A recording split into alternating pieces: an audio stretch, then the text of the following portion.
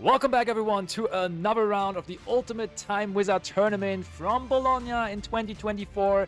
Leonard Koenig and myself, we're going to cast another round of the tournament for you, and we do have two decks that are the same facing off against each other here, but two decks that are not necessarily the most popular in Time Wizard 2010, Leo. What do you think about the Gladiator Beast strategy, my friend? Gladiator Beast was a deck that I worshipped back in the day. I loved to play it. It was very accessible for me as a kid. And I don't know, the cards are looking very cool. I mean, Laquari is For sure. so cool. And the playstyle wasn't too difficult as well. So you can just sit back and rely on your monsters to... I mean, most of the time, the decisions that you're making are not too hard. Yeah, that's true. So Gladiator Beasts are actually a deck that were, I think, initially released like 2008, I want to say. Don't pinpoint me down, but probably like 2007, 2008. So they definitely have been around before Time was at 2010. But the deck developed a little bit, and it still was decently viable in 2010, and viable enough to even have two players here piloting it against each other in the featured match. And we do have set to pass after the Darius being normal summon. Darius, I think, was at that point in like the latest support stage, because Darius only came into the deck in Phantom Darkness, as far as I remember. Yes, but Phantom Darkness is at this point already ages ago. Yes, at this point it is. After that, there was something in Light of Destruction and in the Duelist Genesis. Like in Light of Destruction, there was Gizerus. And true. The Duelist Genesis later on, there was Equest and the War Chariot. So, how could I forget about these? Yeah, Darius is by no means the last card to be released there. I just thought probably I was confused by him using the secret rare, which obviously then only came out in like the legendary collection. But the card itself was already previously released to all the cards you just mentioned, for sure. By the way, if you think that you don't have to think a lot playing Gladiator Beast, you haven't played the mirror match. That is a big issue. And that is a huge one. Test Tiger tributes itself to shuffle back the Murmillo, but if this gets War Charioted, you have a problem.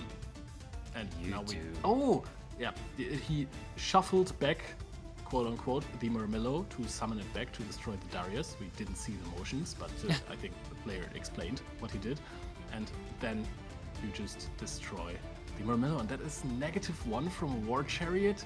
Yeah. That is a very good spot for Oh, and we had the Mystical Space Typhoon even, so we could have played around it. I mean, it could have also been a very bad case of activating the Mystical Space Typhoon on the Waboku, and then all of that would have been kind of bad, but now we really just traded those cards, and Darius still is on the field. 3 set cards for the upper Gladiator Beast player, but no real thing accomplished. Also, in the first place, drawing Murmillo is not necessarily the greatest in this deck, right? Because it's one of the one-offs in the deck, one of the cards you just really want to summon out from your deck to destroy an opponent's monster after one of your other Gladiator Beasts battled in the first place.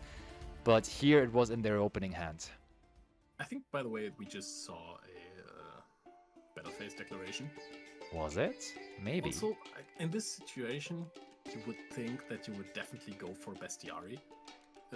As when you shuffle back the Darius, summon out Bestiari, you get this pop a spell trap card. Keep in mind, in this format, Bestiari is limited. Okay, we didn't go into battle phase, so not quite. If your opponent has a bottomless trap hole, your Bestiari might be gone for forever, and if this game takes a little bit longer, then this might be key resources. Resource missing for you. So let's see if we go for the bold, because I think if you're summoning out Test Tiger, you are gonna go for Bestiari. Oh, we go defense position with the Darius. That is very, very smart stuff here. But now if there is like a dimensional prison for the Test Tiger, it doesn't look that great anymore, to be honest. Yeah, but why? I mean, you play around Mirror Force, yes. But why do you not summon the? Why do you not just attack with Darius and see what happens? I don't know. What is the purpose? Oh, Sam Knight. That's a rescue cat build.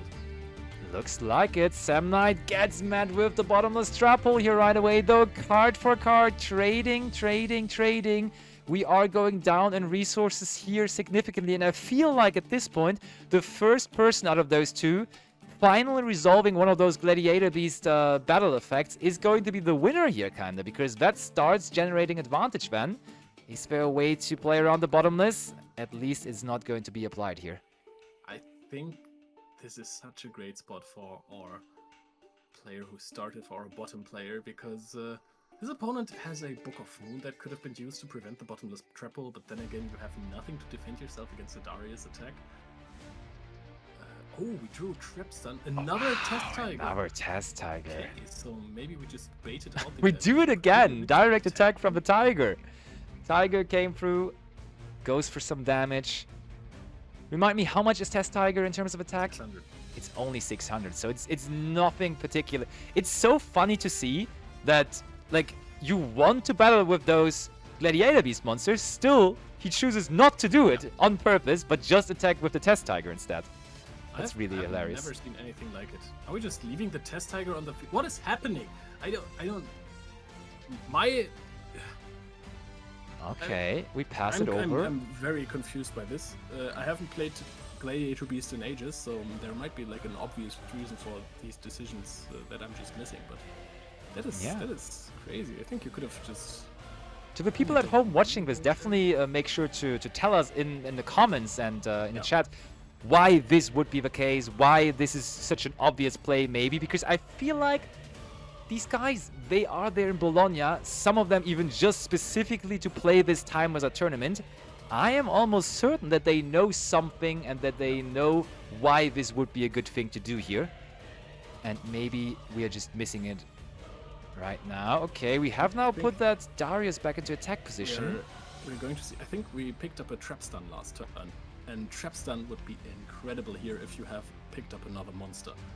Because that would mean you Trap Stun your opponent. Preemptive Trap Stun. Yep, and then you are just going to, with the help of Test Tiger, get a Bestiary out, pop one spell or trap card, and then go into Gizarus, pop the other two. Oh yeah, that would be huge value.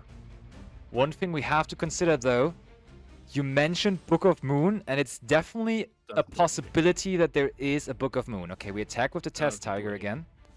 I mean, if you can still Contact Fusion a face-down monster. True, yeah.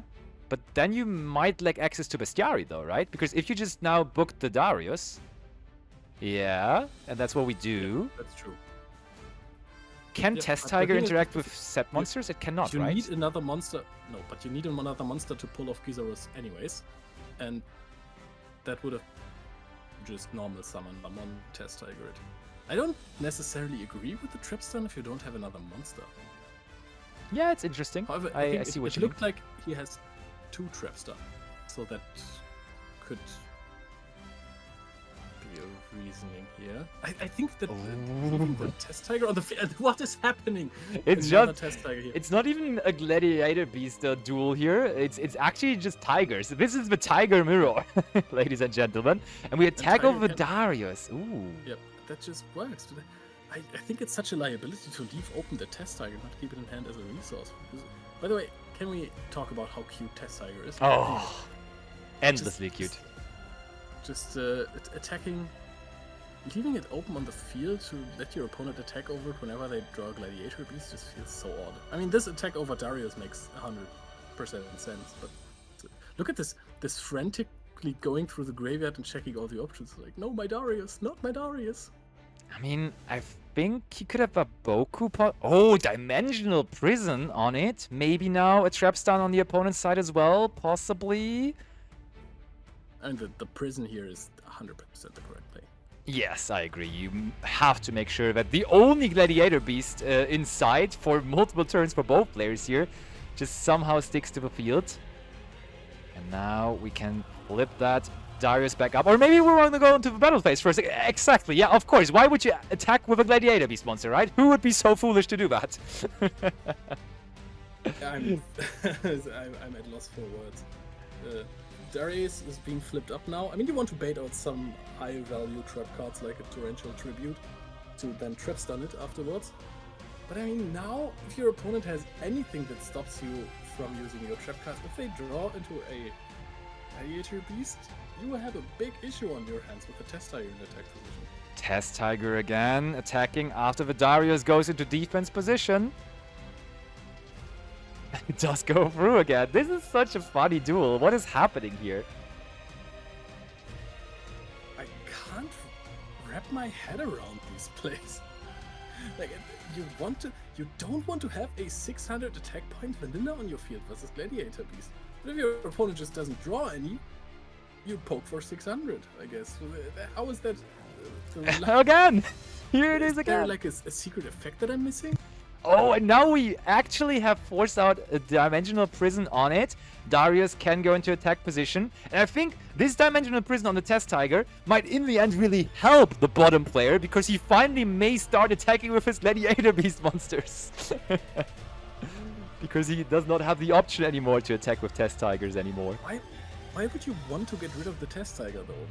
This is opening... I mean, now there are 4 set cards, so you're not gonna get an attack through anyways, but still. Yeah, I mean, I think the game plan against other decks that are not the Gladiator Beast mirror match are like quite simple, quite face up. Like your trap cards work really well against stuff. But in the mirror, I think the dynamic just changes completely. And now we have found Gladiator Beast a quest, and we just... Yeah, we do not even think about attacking, and there is Lakrari for turn now, though. That is the strongest of them. Gladiator Beast, Lakrari, all the way back from Gladiator's Assault. And that Darius has now changed the position more often than I have played Time Wizards Format 2010 in the last week. What is going on here? I know what you wanted to say. No. I think we're going better phase soon. We entered the Colosseum with 2 more gladiators than our opponent. Oh, look at this. Darius can attack. There was no special restriction. Now there is the Mirror Force, but there is the Starlight Road to counter it. The perfect moment finally was found. Maybe this was really what they were waiting for. Maybe they just waited and waited and waited until they finally picked up a Starlight Road, and they were massively, to be honest, rewarded for it here. Yeah, this was also well telegraphed. Yeah. I think just at this point flipping another monster into attack position here could have been punished if there was like a solemn judgment on the side of the top player. True. But I mean, you have to go for something, right? If every player has 10 trap cards, you can't just play around every card in the game. You have to go for it, you know. So yeah. I like this approach. And having a Stardust Dragon in the mirror match is insanely strong. It negates bottomless trap holes, which means that he can now freely summon Bestiari without worrying about it being banished. That's true. So Darius attacks over a quest, Lakrari attacks directly, and then I would assume that also, or maybe you do not attack with the Stardust Dragon? Can the Stardust Dragon attack the turn it is summoned with the Starlight Roads? Yes. Okay. But I think that we just don't attack in case of prison, because we want to play around bottomless. So we now go into Bestiari and a quest to get back the War Chariot. And that would mean that we get almost infinite value, because we shuffle them back immediately for Gizaros and take apart the last double trap card. Finally, the Bestiari. It was held in the deck for long enough. Probably playing around that bottomless trap hole for so long. Now activating, and there was a Starlight Road on the opponent's side of the field as well now. Where's the Contact Fusion? We have seen in the coverage of this tournament Contact fusing into Chimeratic Fortress Dragon multiple times. But of course, Contact fusing for the Gladiator Beast deck. Actually, this may be the original deck to do the Contact fusion, right? Neos. Oh, Neos. Okay, yeah, true. I was not remembering that. But the first really competitively viable deck, I want to say, that had competitive appearance. And there is no way to come back. Yeah, 1-0. That is an impossible spot to come back from. But I'm surprised that we didn't see a Gizaros on the last card. But still, I mean, it was very well played. The Test Tiger did a lot of attacking. I'm thoroughly confused by what happened there. You will learn it at some point, Leo. You will get it. I promise. I will research it. I will research it for you, and then I will tell you all about it. Don't worry about it. Please be my Gladiator Beast mentor. Yes, gladly. Because I mean, you talked about yourself having great success and great enjoyment with the deck, but myself, I also enjoyed Gladiator Beasts plenty, because I still remember back in the day, it really... I was just saying that competitive success, of course, these players do have, but this was the deck that I think made top cut at a local tournament for the first time. So I was playing for a while, but this was the deck that actually gave me the chance to really compete in those tournaments, and actually with those cards in my hands and in my deck, it felt like I had a chance really for the first time, which was of course great for me as a kid. Yep, we also had like a city-wide tournament, and that was my first top cut there with Gladiator Beast. Oh my, that's so cool. It was very, very cool. That's actually insane. But you did not win. No, but I got... Actually, did I win? I don't know. I was in the newspaper the next day. I remember that, so maybe I won. But I'm not too sure about that. I mean, we had quite the series of tournaments in our very small city, which is that's very funny. Enough. Yeah. My first tournament, I played the Cyber Dragon deck. It was like only like kids and one slightly older kid. And this is my absolute my villain, my nemesis, because that guy just also played Cyber Dragons, beat me, and I had to think about it for years. For years I thought about this guy who beat me, and then later on he just married my neighbor. Just met him at a party. And turns out he's a great guy? Oh, he does. Oh, okay, yeah. So he's settled now. He doesn't duel anymore. He just relies on his victory from back in the day. I see how he is. Yeah, I mean, he heard about my career choices and was like, you know what, I'm not gonna duel you because I'm probably gonna lose that one anyway, and I want to end on a W, which I understand. Yeah, but then we're also, I mean, Leo, we're connected in many ways, but our first tournament deck being Cyber Dragon is another connection point between the two of us, right? Because you do know and hopefully remember my Cyber Dragon deck that I brought to my first tournament that I attended. I had a really good working deck for a really long time, and then the night before the tournament, I panicked and realized, hey, everyone is playing those cool themed decks, and I'm just kind of throwing together cards here because I was playing like Blowback Dragon, those cards. And it worked really well, but it had no real, like, underlying subject. So I figured, hey, I have to make this like a real deck. So I built a Cyber Dragon deck the night before the tournament. Without a single Cyber Dragon. That was a little bit of a downside, but I had Proto Cyber Dragon. Yeah, that one that's also like an approach I took at the tournament. I summoned Cyber End Dragon once during the entire tournament. Really? Yes, I did. Wow! Yes, I think I even won that round. Or, I mean, I won that game when I summoned it. I won the game for sure. But now, normal summon Gladiator Beast Darius. Apparently, that's always the one you draw on your opening hand, because that's also what the bottom player did. Darius and 2 set cards are the start here for Gladiator Beast player number 1. That's how I will call them now on the top. And we see some side deck choices already in the end of our player number 1. With the Smashing Ground here, which arguably could be like a main deck choice as well. Yeah. But it's very solid in the mirror match. And we see Laquari, and Laquari has 100 attack points more than you. And it's big. He does. So I like summoning the Laquari first, because now you check for a possible bottomless trap hole, and you can still activate the Smashing Ground after, and that's exactly what he's going to do. Trying to get rid of the Darius. Indeed. Yeah, you could argue, hey, why is he not just attacking over it? It has more attack points anyways, but as you just said, that is, of course, playing around Baboku. On the other hand, though, Baboku, would that even be that big of an issue? Because that also would still allow us to use our effect of Laquari, right? So, don't even know. We're turn players, so we get to activate ours first, right? Yeah, we do. Now Smashing Ground, not even into the spell and trap zone, but immediately into the graveyard, signalizing that we are also smashing the ground here on the opponent's side of the field, destroying that Laquari. Oh, but we are waiting for a response here. The opponent says, not so quick. Yeah, but there it is. To the graveyard. Such a cool looking card. But yeah, notice again, Laquari was the only monster on the field, but they decided not to attack with it. It's really... They were playing such a cautious game. Okay, now normal summon Richari. That feels like a Gladiator Beast monster you are fine with getting met with, like, Deep Prison or something. So you do take the approach to attack with it here. Laquari seems more valuable, but Retiari is fine. And I mean, if it's Book of Moon, you are very, very happy with it because you still get to keep the Retiari around, of course. That's nice. You also have some backup plans in case your opponent normal summons a monster. I think we have seen a kitty cat in the hand of our player number 1, a rescue cat. That is going to summon out Samnite plus a Test Tiger. Or perhaps 2 Samnite if you really want to. But... Oh, there is the rescue cat, yes. Yep. So we saw the Samnite on the top player field last game. So maybe we're both on rescue cat then. Yep. I think maybe you can also summon 2 Test Tigers. That's also a very valuable option. I don't think that it works in this scenario. Are we reading Test Tiger now? I mean, to be fair, the bottom player was valuing Test Tiger a lot more last game anyways, right? He wanted to attack with Test Tigers way more than he wanted to attack with any Gladiator Beast monsters, so who knows?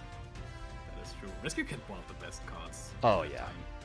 If you have it, if you resolve it, and your plays don't get stopped, then there's a lot of stuff you can do with it. Samnite is going to attack our Retiari here, so we're not even stressing out over the fact that we have a Test Tiger available, because we like to deal 600 damage.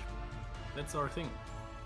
Yeah, that's the strategy. This is Test Tiger control. I think we should have renamed it on the overlay as well. It's clearly a mistake by our side, but we didn't view the match before, so we wouldn't know that he's actually taking that approach. So,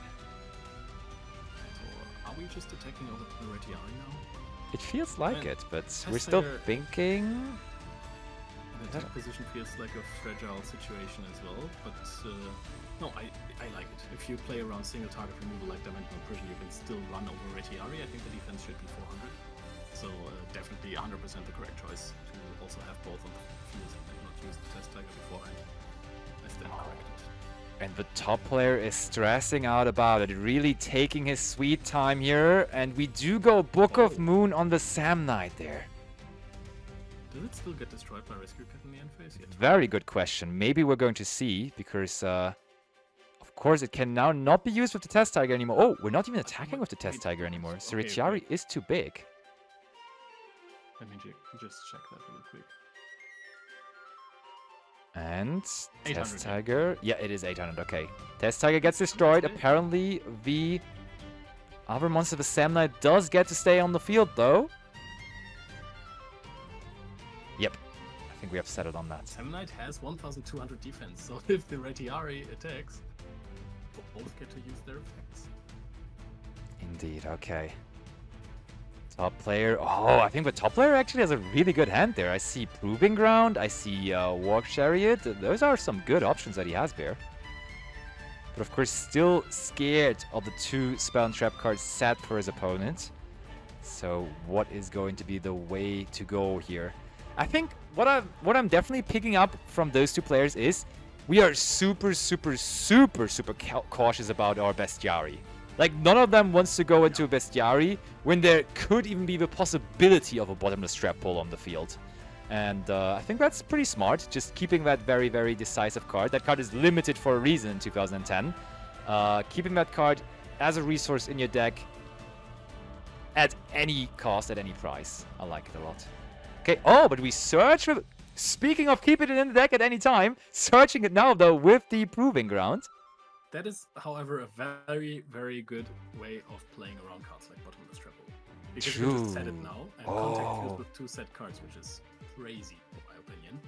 And we go into the Gysaros, immediately forcing our opponent to have a hard answer to it. Because if you don't have a hard answer to the Gysaros that is going to come down to the field, you're in a world of... Huh? What? We're normal summoning it, though. What?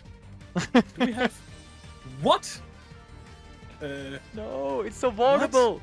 Is there a bottomless trap pull? Trap stun? Maybe we do, yeah. Maybe we want to trade with the trap stun.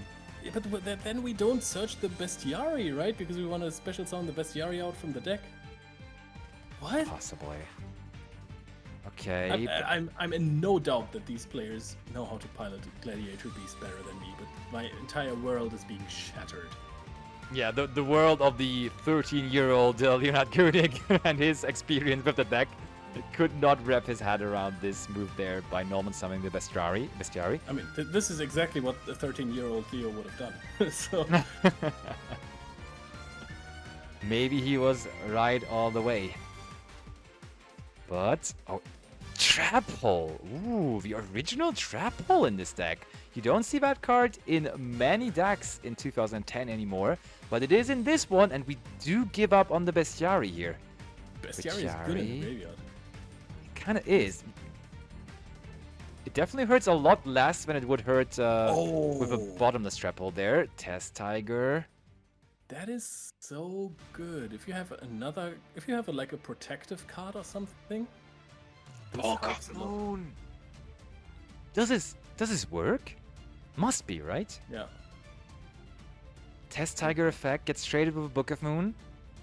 I mean, there's just so many ways how you can work around the Test Tiger effect, and that's, I think, why the bottom player in Game 1 just never activated the effect, because it could be like, it would be so often that it just doesn't do what it's supposed to do. Oh, now we are very determined with our Sam Knight summon. Yes. this one just got flipped up immediately. And goes through, right? It does go through. That's so good. Wow, can we actually activate this now? That is insane. Sam Knight. Also, nobody bottomless this. That signals that there is no bottomless Trap Hole, because this is definitely something you would have activated here. True, so maybe now... Also, maybe now for the first time, Bestiary is a viable option, because you can kind of rule out it. Yeah, there is a Bestiary. He kind of picked up on the same fact that you did there. And I think Bestiary doesn't target. So if there was a bottomless Trap Hole, you would get rid of both of the cards. War Chariot gets removed. There's only one card left. 2 cards in hand for our player 1. I think he still has traps to back this up, yeah.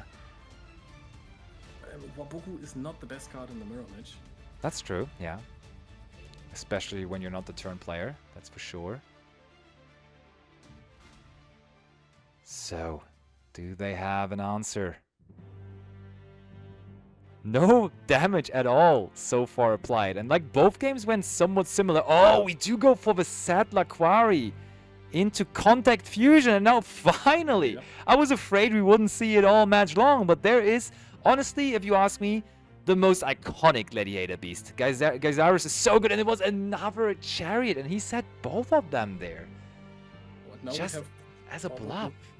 Smashing Ground would change the game again completely. Like, it's looking so good for player 1. But if there's a Smashing Ground top deck, it's all evens again. Oh, Momillo off the top. And this is so big. I think we have Gladiator Beasts in our graveyard as well, so we can profit from Equest or Darius. Are we going to go for a Heraclinas? No, we have no cards in hand. That makes no sense. But I think you want to use Gyzarus effect. Actually, maybe you want to keep the body. Maybe you just... Oh, this is so tough again. Do you just tag out for 3 Gladiator Beasts? There is Laquari in the graveyard, yeah, and then you could go for Heraclinas again, right? That may work, honestly. But Laquari, like Heraclinas without a card in hand is kind of eh. But I mean, you get 2 monsters off of Gyzarus, you get 1 monster off of Momillo, and then one of the monsters is Equest, which adds back the Laquari, right? So you do have 3 monsters and the Laquari in the hand, technically. Yeah, okay, I can see that. Retiari, though, gets rid of the Bestiary too. Resource gone. Goodbye, Bestiary. Now I kind of agree with your line as well. Now that you could do that, because then you take away every monster top deck that they have. You have follow up. No, now I. Darius. Oh, we just bring all the monsters to the field here. We just go Heraclinos, backed up with another Laquari next to it there. Oh, we keep on contact fusing. I love the contact fusion mechanic. This felt so revolutionary when Gladiator Beasts were introduced. Just fusing without using polymerization, things you couldn't even imagine like a couple of years back from that. This reminds me of a famous quote of an old German Yu-Gi-Oh! German Nationals coverages. Have you ever seen a Gladiator Beast player lose when he has Heraclinas on the field? I have, but I don't think that it's going to be the case here. Oh. Attacking over Sam Knight. Direct attack from Laquari, which is also boosted because it came straight from the deck. Every monster top deck now is horrendous because it's just... You need 2 spell trap cards to get rid of this Heraklinos, and now Bestiari is going to take care of the Solemn Judgment that is being flipped like it could be activated. Gets put to the graveyard immediately. 2,700 life points left remaining. That is one Heraklinos attack. Take your last pathetic card, Yugi. Is it pathetic? Probably not, but this is something that Heraklinos could easily negate. And we are very likely to see the last turn of this game. Oh, they're discussing things here. But, like, I mean, they are so far ahead. What are we even discussing about? Let's just tell them in advance that you are going to win the game on the next turn. That's probably what's happening. Normal summon Prisma. 1, 2, and the handshake. We do have a Gladiator Beast winning here in this featured match, but that, of course, was clear since the beginning, as it was Gladiator Beasts versus Gladiator Beasts. But the one on the bottom, with some unconventional choices, came out on top in the end. By really playing slow, sometimes just attacking with Test Tigers. Maybe we all should think about how to play the Gladiator Beast mirror match, because we definitely got some stuff to learn about there. Hope you enjoyed this round from the Ultimate Time Wizard tournament in Bologna, and we're going to be back with more coverage from that tournament here on the channel, of course, so see you for that.